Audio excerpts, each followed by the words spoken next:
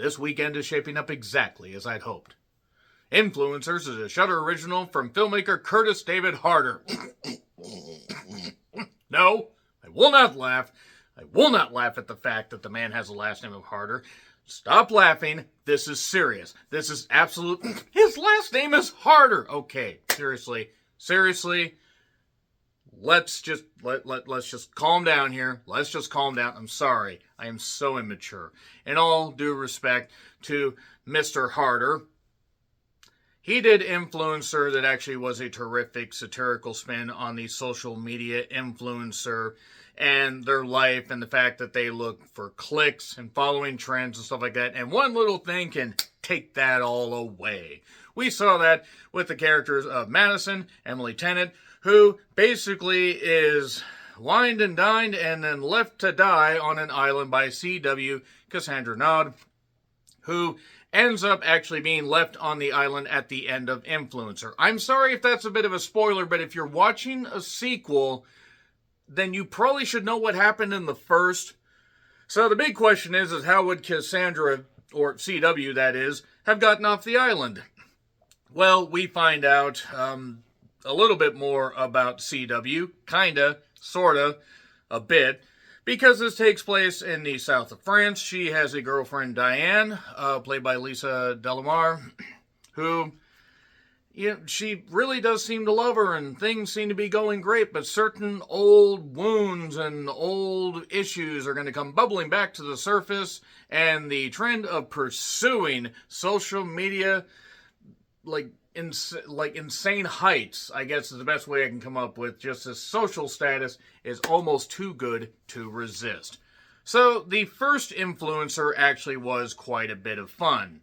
I don't know why they needed to wait about 30 minutes to go to the opening credits, which they do again here. It's certainly a choice, but it was a nice, tight, 87-minute movie, and ended up actually being pretty good overall. It also didn't hurt that it just focused on two particular characters, and in this sequel, they try to up the stakes with more characters, a broader thing, visiting a couple different locations, and going a little bit globe-trotting with, how in the world would Madison have been able to recover, considering, that when she left, you kind of could see when she got back from the island that, well, things might not have been going all that well. And it actually turns out that things with Madison are kind of in a bit of a weird flux, because she is trying to pick up the pieces. And we find out a little bit more about that later, but we zero in on CW.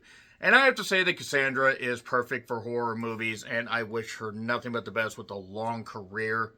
She has this great series of facial expressions. She looks good. She looks incredible. And just really understands the assignment when it comes to horror. So I'm a big fan of her. Can't wait to see more stuff that she's in. And she has her friend, or her girlfriend rather, Diane. Things are going good. And then about 30 minutes in, things take a bit of a turn. We also do get to see another influencer, Charlotte, the gifted and goddess-like Georgina Campbell. Let me protect you, Miss Georgina Campbell, who is just having her own influencer stuff, and then from there we basically just get what amounts to another influencer movie. It's basically just copy and paste from the first, with a few amped up stakes and a few things that do work to an extent, and other things that sort of just feel like endless padding, retreading.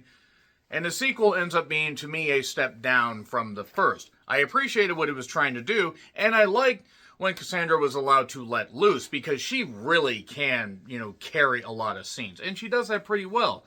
But just something about this sequel lacked the bite of the other. And a couple of the other characters were just kind of there. Also, the opening was, halfway decent, but then the explanation for it, I'm like, okay, all right, that's kind of is what it is. It's also about 15 minutes longer than it needs to be. I think this should have been a nice, tight 90 minutes. It didn't need to be nearly an hour and 50 minutes, because it felt like things were getting a little bit stretched out. That means that if you like the first Influencer, you may like this one. If you didn't really like the first one, you may not really care for this. And also, if you haven't seen the first Influencer, you're going to be totally lost with this. That being said, it's on Shudder. 3, 2, 1, and spoilers. So, we never find out fully how in the world she escaped the island. And, yeah, that was a bit of a sticking point, but it seems like they're going to try for a third movie here. So, we see Veronica Long, who was in The Wrong Paris, who plays a character we find out later is Ariana, not of the Grande fame, or the Vente fame. And she is upset about something and basically ends up, taking her own life, shall we say.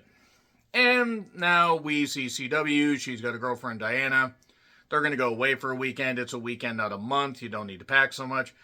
I noted, Jesus, Cassandra is so pretty. So fucking pretty. I know that she's very much gay, and there's nothing wrong with that. We support LGBTQ people here. Live your life as you are. But, Jesus, she's so fucking pretty. Now, that being said, they arrive at a particular abode. They have issues with maybe the travel log or the website lied a little bit about the lavishness of some of the places, even though the rooms are pretty nice. We do end up seeing Charlotte. Georgina Campbell, I will watch anything that she is in. Ever since seeing Barbarian, I will watch anything she's in, even bad movies, because my God, what a beauty she is. And she's just, having fun. Now, kind of head in the clouds influencer, but seems a little bit, you'd think a little bit smarter, but actually she ends up falling for shit literally pretty goddamn quickly. And then we find out, we get a bit of a discussion rather between Charlotte, Diane, and CW, where, well, yeah, traveling alone can be dangerous. Aha, do you get it? And then something's, comment on, offhanded comment about being to Asia. Oh, I'd never been to Asia. Ah, Dad, because Thailand, that was the first one, by the way. And, well, we basically see Charlotte go off with CW while Diane is sleeping, and because Diane and CW visited a particular little French abandoned area where, for some reason, CW decides, hey, I'm just going to do this. It sort of made sense with Madison, but now she seems happier and doesn't really seem like she needs to continue to do this. But she ends up basically pushing Georgina Campbell down, and she falls down an empty well and hits, and even Lassie can't save her because little Timmy didn't get busted up that badly. Oh, she did also get her passcode for her phone, so she's able to post a little social media stuff, but then that was given up upon in awful English. And then she ends up basically going to the vineyard that Charlotte had mentioned and just continues her life with Diane. She says this weekend is shaping up exactly as I said. She took over Charlotte's life, same as it ever was. And then basically going out one day kind of proves to be CW's undoing. Diane comes back and sees that CW has done some stuff with Charlotte's website, her social media platforms. What are you doing? And what were you doing in Thailand? Because she finds out more about her, such as an article about Madison that she was arrested because of, coming back on a boat from that island with 2 bodies that she didn't kill, CW killed, but still looks a little suspicious. Diane has a right to feel betrayed, but Diane also got strangled. Quicker ending than what happened with Princess Diana, but that was just a roll of the die in life. I'm sorry. I'm so sorry. France. It's French's fault. So there we go. So Diane's dead, and this is where the movie kind of starts to go off the rails. I was sort of into it, and then it just started to, So, yeah, 30 minutes in, roughly. Maybe 22. I mean, it's something like that, but it's a significant amount of time in before we get the opening credits. Madison then is on a podcast where a couple douche bros decide to kind of grill her on this, even though the evidence bores out that, she didn't have anything to do with it. When actually laid out, you could almost see, how people could twist it around. So Madison is offline. Even though she uses the internet, she's not doing social media influencing anymore. She's still getting harassed, by the way. There is a good question and a question to continue. Maybe that will be answered in the third one. How did she get off the island? Not Madison, but CW. And Madison ends up doing some research, sees that Charlotte's dead, and suspects it's CW because she somehow knows she's still alive. Then we see Madison has a landline in this economy. And then she goes off to France to find CW. She sees CW in videos. That probably could have been worded better. And finds Diane's, her mother's account. And tries to talk to Diane's mother, but speaking French, English, kind of whatever. Bali is mentioned. Oh boy, we're going back there. That's convenient. We can't afford to shoot in France anymore. And more influencer stuff. We find out Jacob, Jonathan Whitesell, who actually is a pretty good actor, I will say. And we see Ariana very much alive because this is well before she did that. And it turns out that they have a cucking relationship, by the way, which, however you get down is your business, but I think that's kind of stupid. And, yeah, Jacob's kind of doing some, dude bro stuff about relationship, don't let the woman dominate the relationship, which I would think as long as it's a give and take thing, you should be able to soothe your ego or put your ego to the side and let, women do what they want in a relationship too. It has to be you have to actually have a balance. But that being said, Madison ends up arriving there and basically talks about CW when Jacob confronts her. There's a guy named Cameron also that's the definition of a major weed seller. I mean, the fact, if this guy doesn't have his own pot shop, I'd be amazed. The character, not the actor. Madison's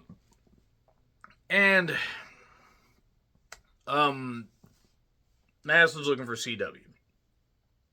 Jacob ends up seeing CW. She's looking for you, is what he says.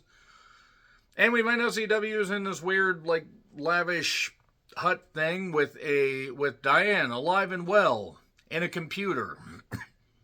Because she feels guilty for what she did. I don't know what this was. But she's a supercomputer. They can figure out all this stuff. So she's subservient to, I guess. So now they're both searching for each other, Madison and CW, and the movie's starting to really spin its wheels. It was spinning its wheels before this. Now it's really spinning its wheels. CW does end up finding Jacob and Ariana's house, kind of as a way to fuck with them. And then she also fools Diane's parents by using facial technology and a wig to make it seem like she's actually talking to her, but we had to take off her business. And then she plays it up to Jacob that Madison was actually the one doing all this stuff.